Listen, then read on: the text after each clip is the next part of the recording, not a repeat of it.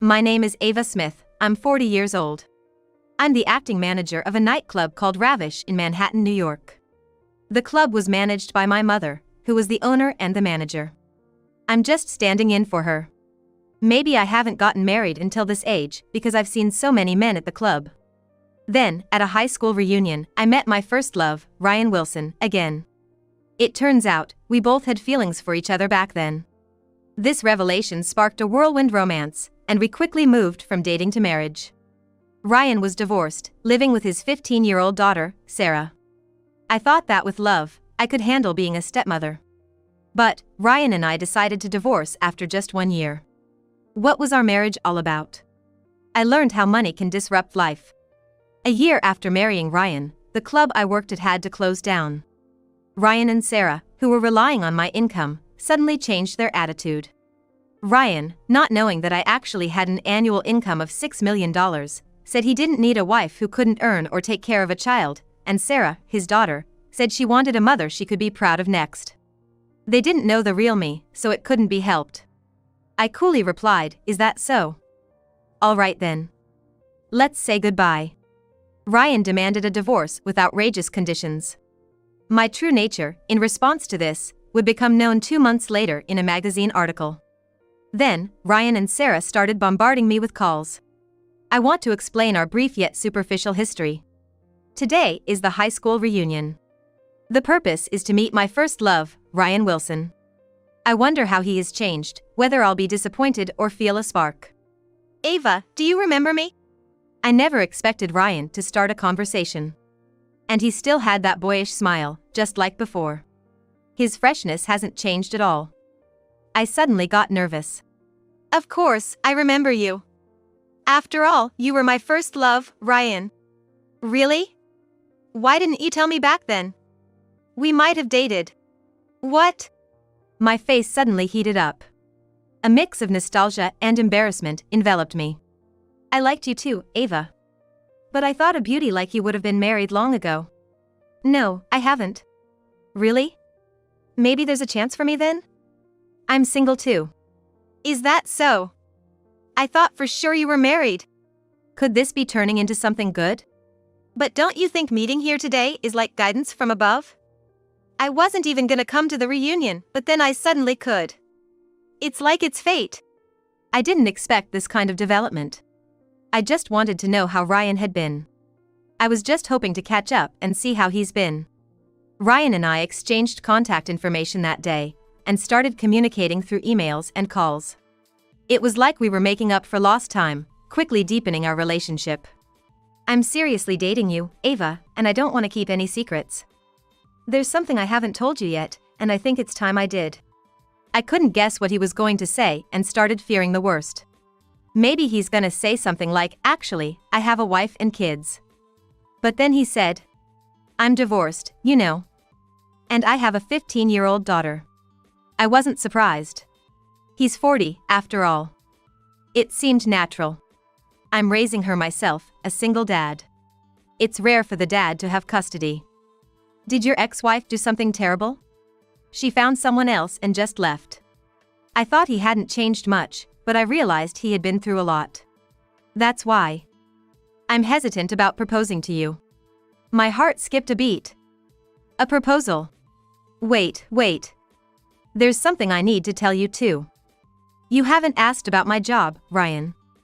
Do you know what I do? I thought you might be a nurse or a hotel worker since you're often busy at night. Oh man, this is hard to say. I work at a nightclub. What? You, Ava, in nightlife? I always thought you were quiet and shy, it's surprising. So, you have a bias? No, not at all. That means you probably earn quite a bit, right? Maybe even more than me? Well, maybe. I do manage an upscale club in Manhattan, after all. Wow, you're a manager. That's impressive. I don't earn enough to visit such places, it's an unknown world to me. Just if, we get married, Ryan, I'm not planning to quit my job. You don't have to quit. Keep working hard. The biggest concern for me is, would you marry me even though I have a daughter? It's a blessing for a 40-year-old woman like me to get married. But what if your daughter doesn't like me? Worrying about this, Ryan arranged for me to meet his daughter, Sarah. She was 15 but looked so grown up, I wouldn't have doubted if someone said she was in college. Nice to meet you, I'm Sarah. Wow, I'm so happy to meet you, Ava. You're beautiful and stylish, and everything you wear is branded. You're so classy. I'd be proud to have you as my mom. I didn't expect a 15-year-old to be so good at flattery. She wasn't as opposed to me as I had feared, and her attitude was good. I felt like we could get along.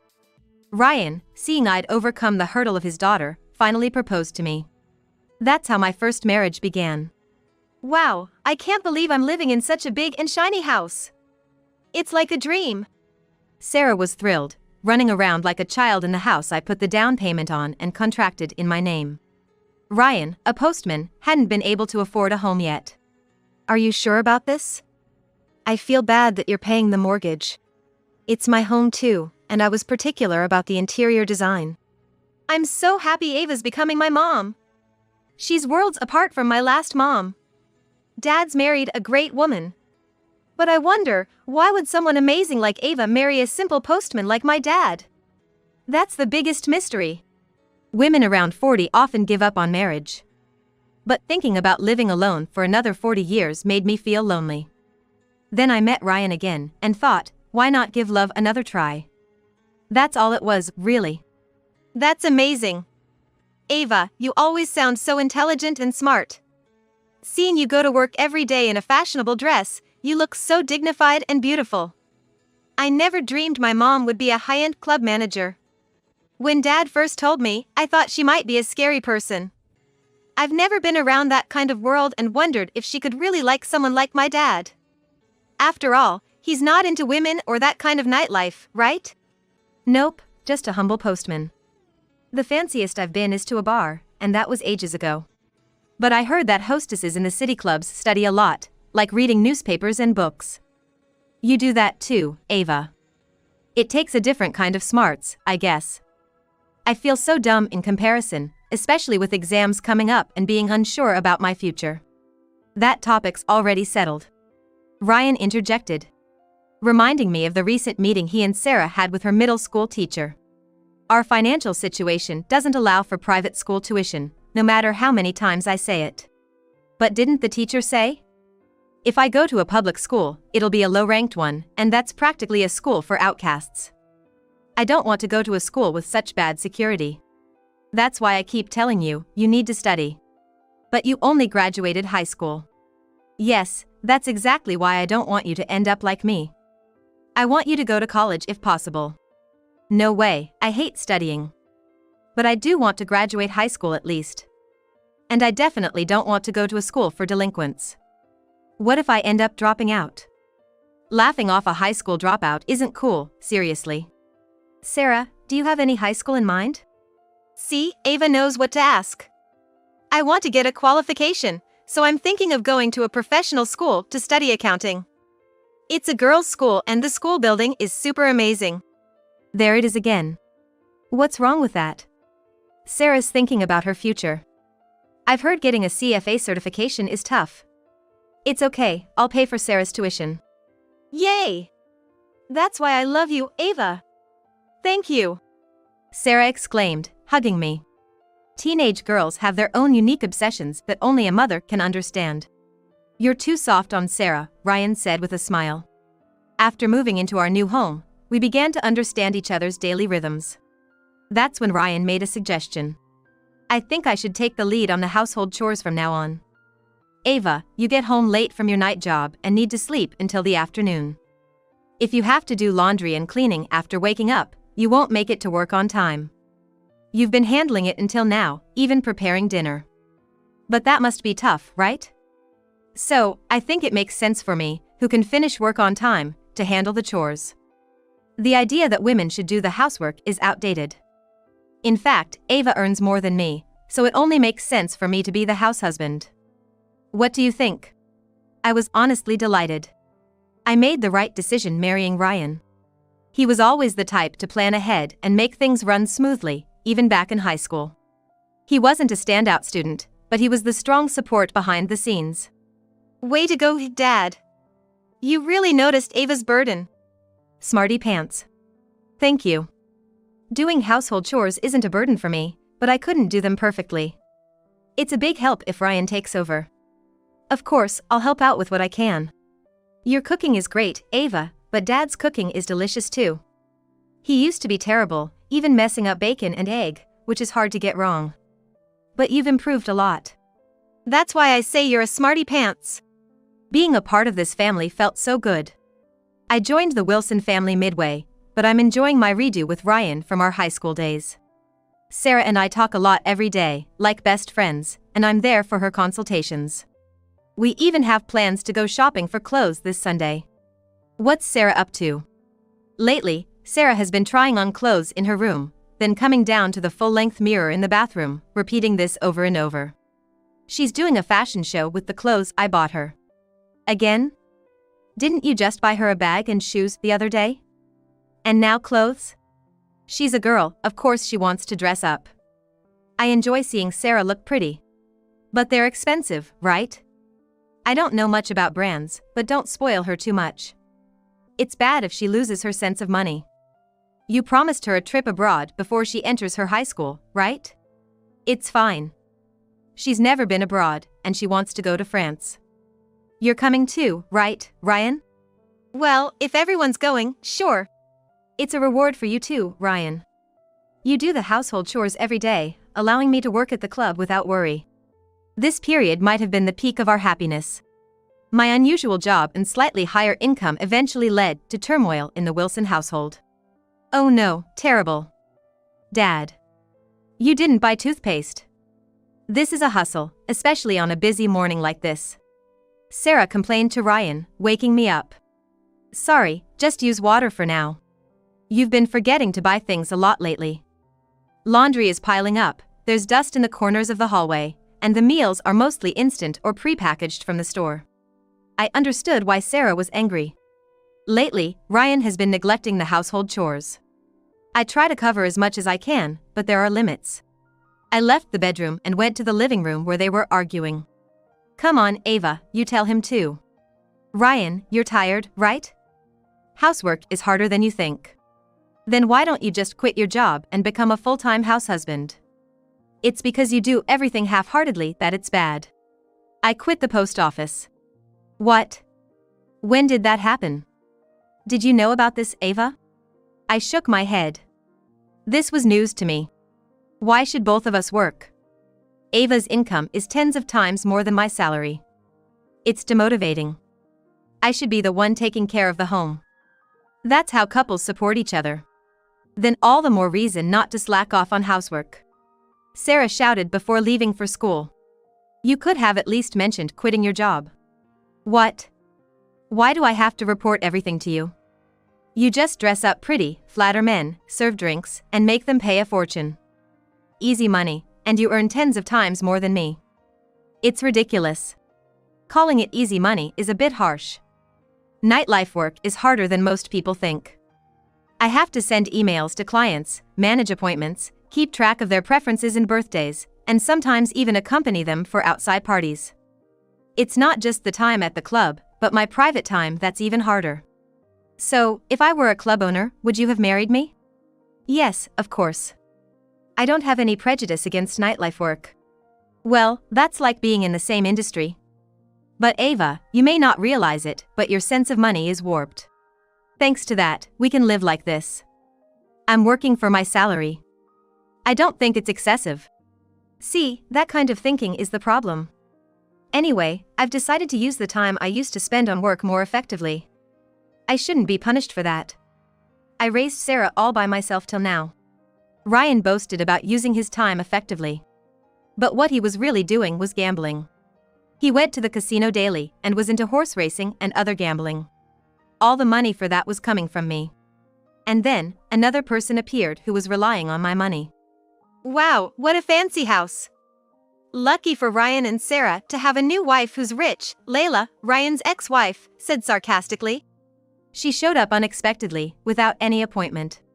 You're the manager Ava from the Ravish in New York, right? The daughter of the famous owner Hazel. That upscale club is beyond the reach of ordinary workers, so you must be doing well. I lent Ryan about $100,000. He desperately wanted a car, so I bought one for $100,000. The loan is $600 a month. He crashed the car within a week and it's a total wreck. I'm still paying off a loan for the car that doesn't exist. Since you're Ryan's wife now, can you pay me the $100,000? And the money spent on Sarah too. She wanted to learn piano, swimming, and Spanish, so I paid for it, even though it was expensive. I ended up begging my mother to pay every month. I want that money back too because Sarah didn't gain anything from it. After all, you're Sarah's mother now, you should pay. Her argument was outrageous. I have no obligation or intention to pay for these past expenses. I heard that Layla left Ryan because she found another man. Even though it was Layla's fault, she has the nerve or maybe just insensitivity to come asking for money. Well, even if you don't have to pay that, could you lend me some money? So that's what this was about. When people know you have money, suddenly you get a lot of relatives. Can't you share a bit of your wealth with me? You're raising Sarah as your own now. When Sarah gets married, you'll be the one giving her away, right? Please, just leave. I don't owe you a penny. I don't earn money easily. I work hard and get paid for it. If you need money, you should work for it.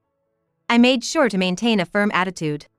Years in the nightlife industry haven't been for nothing. Handling clients is a skill essential for the job. Ryan has changed too. Now Layla is coming to me for money. And Sarah, whenever she has a chance, keeps saying, "Buy this, I want that." She must be under the mistaken impression that nothing is unattainable. Ava, the taxi's here. Are you okay? Sarah and I will follow later. Ryan called out as I was rushing to get ready. My mother had passed away the previous night. The legendary Hazel, manager of the upscale club Ravish in New York, was gone. With her death, the stakeholders were in chaos. Her will stated no need for a grand funeral. Just a quiet send-off with family, but people wouldn't leave us alone. Her death forced me to make a big decision. Finally free from that gloomy place. There's a lot to do when someone dies, huh? Thanks for your help, Sarah and Ryan. We somehow managed to get through the memorial party.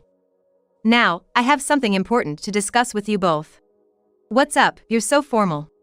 I've decided to close the club I manage in New York. Huh? Why? Was it losing money? That club was a precious place filled with my mother's efforts and memories. But her will stated she didn't want it continued after her death, so it's going to close. So, will someone buy it? I think it will be sold as is, but it won't become part of my inheritance. My mother was involved in charity work and arranged for all her assets to be donated. So, what are you gonna do now, Ava? Continue working in nightlife at another club? I'll refer the employees currently working with me to other clubs. But I don't think I'll continue in nightlife. Then who's gonna support this household? We have a monthly mortgage on the house, and we bought it based on your income. You have to take responsibility, Ava. What about the living expenses? Sarah's tuition for private school? You have to do something. So, they saw me as nothing more than an ATM. But I had lost my mother and needed to take a new step forward. Yet all they cared about was money, money, money. I'll work a regular job. Ava, who worked up to being a manager in nightlife, won't last in a daytime job with such low pay. It's hard to go back to normal life once you've tasted luxury and big money. Like a celebrity who commits a crime and then tries to return to the spotlight. Once you've lived luxuriously, it's hard to go back. That's the reality. Really, what are you saying now? You want me to dress poorly? This is like a scam. I was nice because there was money, but I can't go back to my old life now. If you are without money, you're just a regular old lady. It was an obvious turnaround. Even if it was just for a year, they had a taste of luxury. That should be enough. I'm honestly lost about how to live from here on out. I've been deceived. I quit my job for this. How are you going to take responsibility? Sarah won't be able to go to private school. What a woman! This is real marriage fraud. I don't deserve such slander. I wasn't just playing around. As the manager, I worked hard to protect the club my mother built. But I was already beginning a new chapter in my life. I had kept it quiet, but a big opportunity awaited me. We can't continue as a couple in this state. Let's get a divorce. Wait, we haven't even been married a year. Let's try to meet halfway, improve what we can, and find ways to work as a couple. What couple? You left all the housework to me. You don't even care for Sarah, do you? I mostly made her lunches because you can't wake up in the morning. If you think I enjoyed being a house husband, you're mistaken. Ryan had changed so much it was more disappointing than scary. I was starting to understand. My mother always said I had no eye for men. That's why you're single at 40, she'd say. Indeed, the boyfriends I've had in the past were all no good. But I thought Ryan was different. Maybe I did take you for granted, expecting you to do all the housework. But isn't it mutual? Ryan and Sarah, you both took it for granted that I would provide the money, right? Isn't that a bit unfair? Let's live within our means. I don't want to hear your excuses. You committed fraud, so I demand alimony and 3 years of Sarah's high school tuition as conditions for the divorce. His demands were absurd. I considered getting a lawyer, but I'm planning to leave the country soon. It might be easier to just accept the divorce quickly rather than dragging it out with a lawsuit. It's better to cut ties with money-obsessed Ryan and Sarah. I pretended to agree with their terms. 2 months have passed since then. My life has changed dramatically in just 2 months. I'm now in Dubai. Somehow, Ryan found out where I was and contacted me. Ava, any plans to return to the States? His overly cheerful tone made me nauseous. I had no idea your dad was a big shot at Bird Airlines.